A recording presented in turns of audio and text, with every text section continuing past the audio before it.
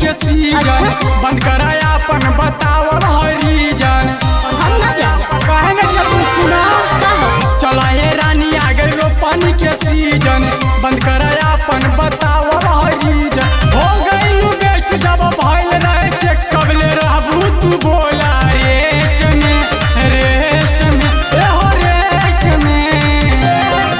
जब कोरी रोपनी यहाँ खेत में दाग हो जाला सुइया फेस में जब कोरी रोपनी यहाँ खेत में दाग हो जाला सुइया फेस में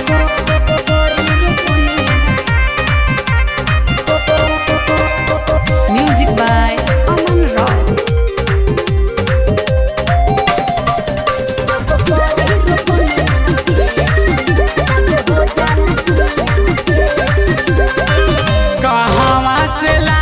धनी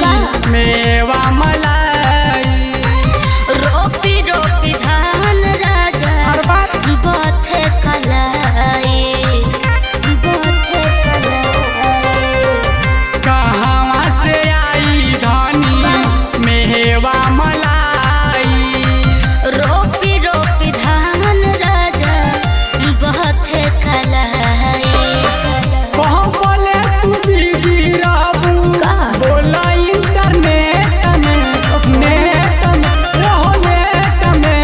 सुनी जब कोरी रोपनी यहाँ खेत में दाग हो जाला सुइया फेस में जब कोरी रोपनी यहाँ खेत में दाग हो जाला सुइया फेस में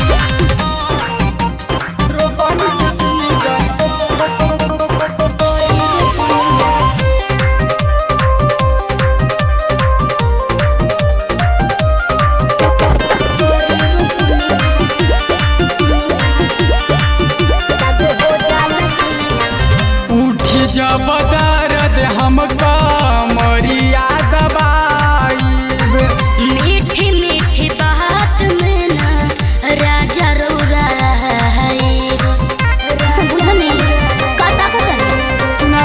उठी जब दर्द हमका मरिया दबाई मीठी मीठी बात में ना राजा रौरा कहाँ बोले तू राबू गोलू कौशल के वेट में